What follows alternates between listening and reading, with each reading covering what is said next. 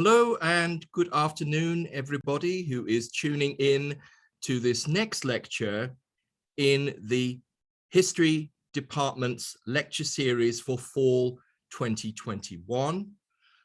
This lecture is also co-sponsored with the minor in Latin American, Caribbean, and Latino Studies. It's my very great pleasure to welcome you all to this meeting. This semester, we are showcasing graduate students who have graduated from our programs, our graduate programs at the History Department of the College of Staten Island, our History Master's Program, and our Advanced Certificate in Public History Program. And it's a very great pleasure today to have a graduate from the Advanced Public History Certificate Program, Carlos Alberto Santiago, who is going to be our speaker today. To introduce myself, I'm Professor Eric Iverson, Professor of History at the College of Staten Island History Department, and I'm the co-moderator of this meeting, along with my colleague, Adjunct Assistant Professor Joseph Frusci. So we will be co-moderating this meeting. First of all, just a few words about how we are running this Zoom lecture from my colleague, Professor Frusci. Joe? How are you, everyone? Thank you for attending. For those students seeking CLUE credit, please email your name and EMPL ID to me, jfrusci@csi.cuny.edu. You'll see that message pop up repeatedly through the lecture for those attending a little late. Also, any questions you have, please hold them till the end, and we will address them one at a time in the chat. And I'd like to hand it back off to Professor Iverson. Thank you, Joe. Also, please, could people set their Zoom screens to mute? This is to avoid any possible distortion as regards sound.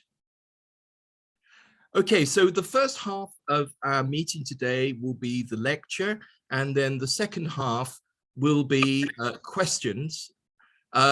We anticipate ending this session at 3:30 sharp. So let us introduce our guest speaker today.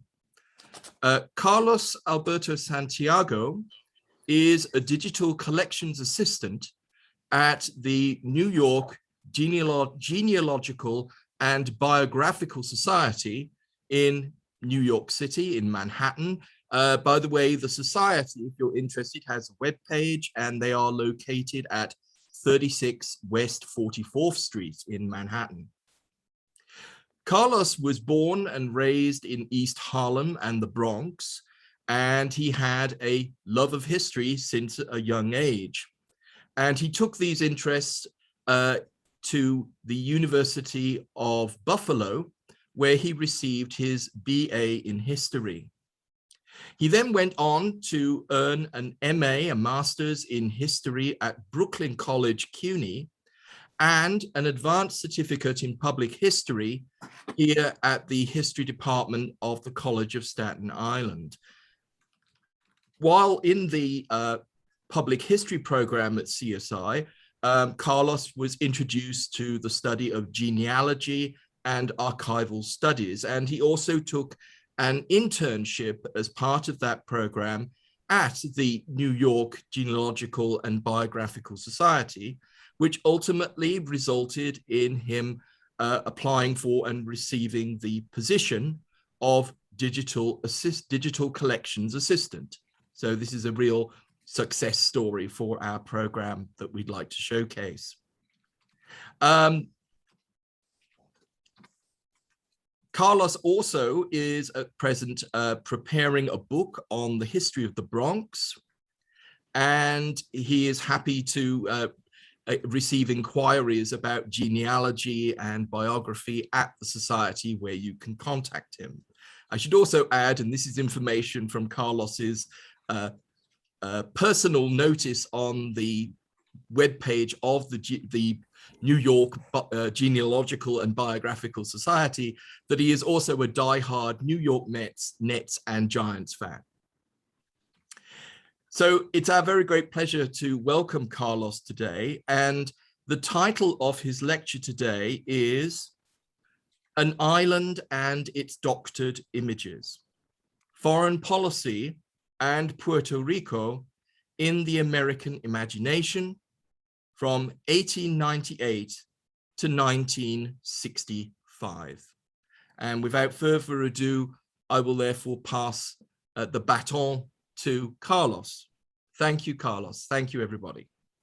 Oh, thank you. Thanks, Professor Iverson, Professor Frushi, and the CSI departments that are hosting this. I really appreciate it. I have very fond memories of attending CSI for the public history certificate. So it really is my privilege to be here. So without further ado, let me share my screen here. Do you guys see it? Is everything okay? All right. So let's go with the title here, An Island and Its Doctored Images. So a lot of us are familiar with Puerto Rico in one way or another. You know, some of us think of it as white sandy beaches, you know, colorful food, rum.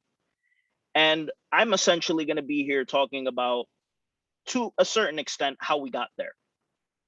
But this is a pretty interesting narrative, because not only have you seen images of Puerto Rico with white sandy beaches, you've also seen in the media how it's been portrayed as an island in disarray after Hurricane Maria in 2017.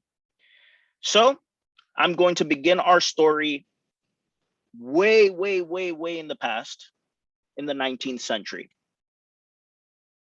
So after Florida became a United States territory in 1822, President James Monroe was on the verge of making a crucial decision. With Florida no longer in the Spanish Empire's grasps, Monroe's decision had the potential to cement the US's presence in the Western Hemisphere. Shortly after the end of the Revolution, the flames of rebellion were spreading throughout Latin America, and as a result, the Spanish crown's foothold was waning. This situation presented an opportunity for the US. After the War of 1812 and decades of being economically dependent on Europe, a weakening Spanish Empire meant that the US could dream of a future where Europe's interests did not interfere with theirs. The US felt Europe's presence often, and that set the precedent for the Monroe Doctrine in 1823. This essentially forbade Europe from interfering in the economies of the Western Hemisphere. In the moments leading up to the Monroe administration, the US engaged in imperial colonialism. This is a term coined by William Appleman Williams to describe the blending of imperialism and anti-colonialism in American 19th century domestic and foreign policy. Imperial colonialism was a reaction to the US's own experience with colonialism with the British. J. Sexton, the author of the Monroe Doctrine, Empire and Nation in 19th Century America, suggested that in an attempt to consolidate independence from the British Empire, the United States engaged in imperial acts like acquiring new territories and exercising control over Native Americans. The Monroe Doctrine was another reaction to its colonial past. The implementation of this foreign policy was as bold as it was ambiguous. There wasn't necessarily a plan there. Although the US did not have the power to enforce it, the power the Monroe Doctrine would accrue actually happened over time. The Monroe Doctrine had to evolve as the United States became more powerful. Between 1898 and 1965,